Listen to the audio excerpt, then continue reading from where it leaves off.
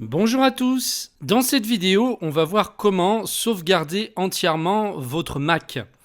Alors, il y a un système qui est intégré sur tous les Macs, que ce soit un iMac, que ce soit un MacBook, un MacBook Pro, qui s'appelle Time Machine, qui est donc intégré au système depuis des années et qui permet de faire un clone complet de votre disque dur. Ce qui permet donc de faire une sauvegarde non seulement de vos fichiers et dossiers personnels, mais également de tout le système avec tous vos réglages.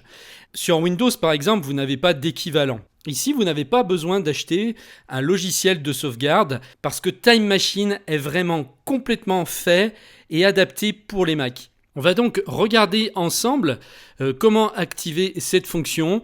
En fait, c'est très simple, ça peut même pas être plus simple. Il suffit d'acheter un disque dur externe et de le connecter à votre Mac, donc en USB ou en USB-C, selon la machine que vous avez. J'ai là sous la main un disque vierge que je vais connecter à mon Mac. Allons-y. Le voici, vous le voyez apparaître à l'écran. On va aller dans les préférences système et donc dans Time Machine.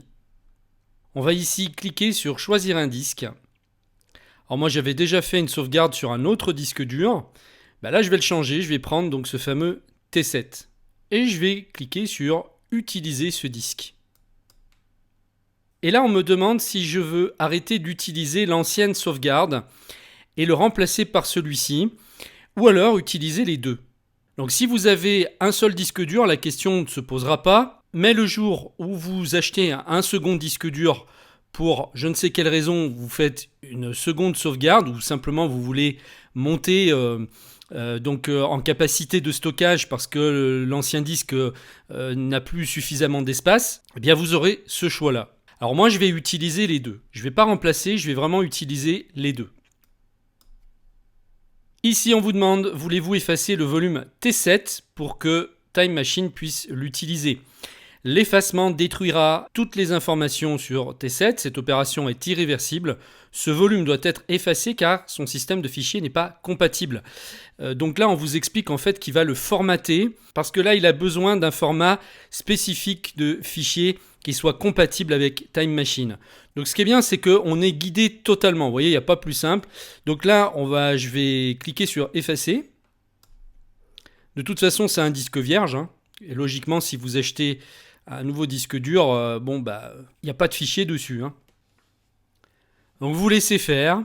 Et voilà. Vous voyez, il me l'a transformé avec l'icône Time Machine. Donc ce que je peux faire ici, c'est peut-être renommer le disque pour que ce soit plus éloquent. Vous faites un clic droit avec votre souris, vous allez sur renommer et je vais l'appeler donc sauvegarde Time Machine T7. Vous faites entrer. Et voilà, donc vous voyez, la sauvegarde s'est lancée. Vous n'avez pas besoin forcément de changer le nom. Que vous le changez ou pas, ça va se lancer automatiquement, tout seul. Et je pense qu'il devrait mettre à jour ici le nom du disque. Bon, si c'est pas le cas, c'est pas très grave. Mais bon, si là il me le prend en compte, je pense qu'il ne doit pas y avoir de souci. Donc après, au niveau du temps de la sauvegarde, ça va dépendre du disque dur externe que vous utilisez et aussi de la puissance de votre machine. Là, ça va aller très vite parce que j'ai un disque dur SSD. Donc là, en quelques minutes, vous voyez, il estime à peu près à 5 minutes la sauvegarde de mon Mac. J'ai 92 Go à sauvegarder et il le fait en moins de 5 minutes. Donc là, c'est vraiment le mode turbo, on est bien d'accord. Si vous utilisez un disque dur traditionnel, ça va mettre un petit peu plus de temps quand même. Mais vous laissez faire, logiquement, en 1 ou 2 heures, c'est fait. Ça dépend aussi de ce que vous avez comme données sur votre Mac. Si vous avez énormément de fichiers, ça va prendre forcément plus de temps, peut-être plusieurs heures.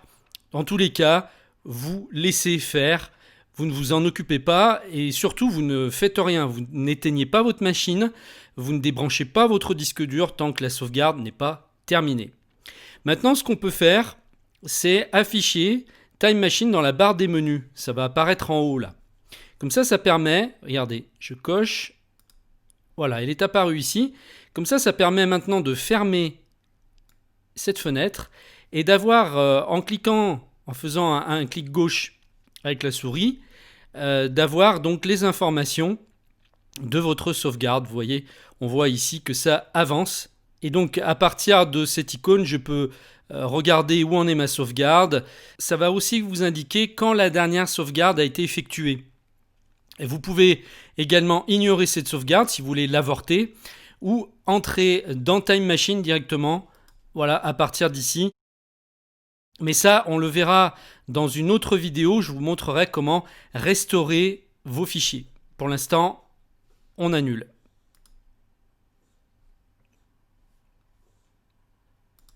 Et voilà, c'est déjà fait. La sauvegarde s'est faite vraiment en mode turbo là. Il m'a fallu moins de 5 minutes pour la faire. Donc moi, honnêtement, je vous conseille d'acheter un disque SSD si vous avez un petit peu plus de moyens. C'est plus cher, mais vous avez un confort assez incroyable avec, parce que la vitesse est multipliée par 10, voire 15, voire 20 par rapport à un disque dur traditionnel qui est mécanique. Alors si ça vous intéresse, je vais vous mettre le modèle de mon disque dur en dessous de cette vidéo. Vous allez voir, vous cliquez, vous arriverez dessus directement. Après, vous n'êtes pas obligé de prendre celui-là. Il y en a qui sont moins chers. Celui-ci est vraiment extrêmement rapide. Il y a des SSD qui sont moins chers et moins rapides, mais déjà quand même très très performants. Donc je vous mets le lien en dessous de la vidéo. Voilà, donc à partir de maintenant, vous savez faire une sauvegarde sur votre Mac.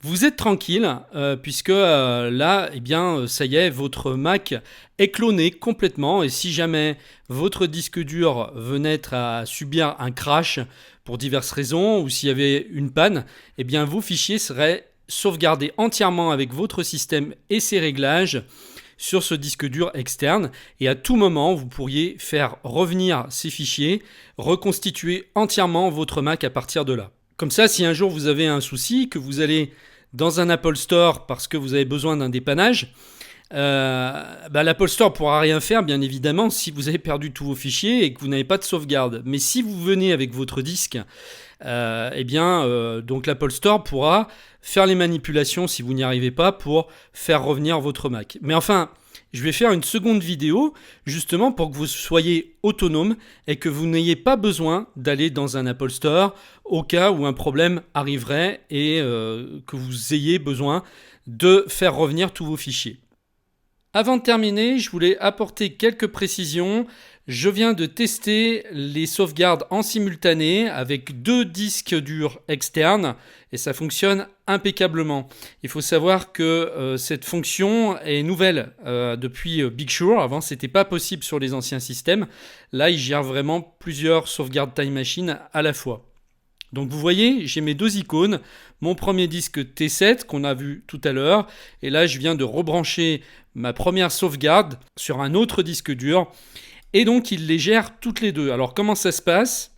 Je vais retourner dans les préférences Time Machine. Alors maintenant vous avez 2 possibilités pour le faire, soit vous le faites à partir des préférences système ici, soit vous pouvez le faire à partir de l'icône qu'on a ajoutée en haut, en cliquant dessus et en allant sur ouvrir les préférences Time Machine. Mes 2 disques sont ici, les sauvegardes vont s'alterner l'une et l'autre, c'est-à-dire qu'un coup il va sauvegarder sur un disque et un autre coup il va sauvegarder sur l'autre. Il va vraiment alterner les sauvegardes.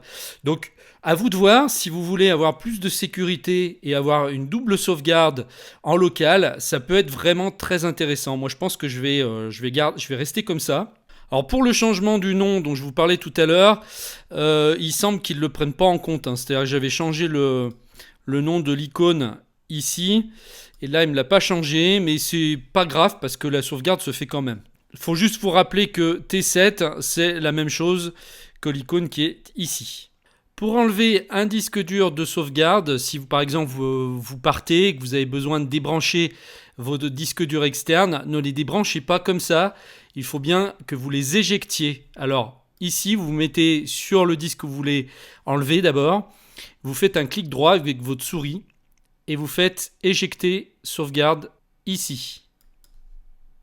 Voilà, c'est bon. Là, vous pouvez enlever votre disque dur. Même chose, ici, on peut aussi l'arrêter.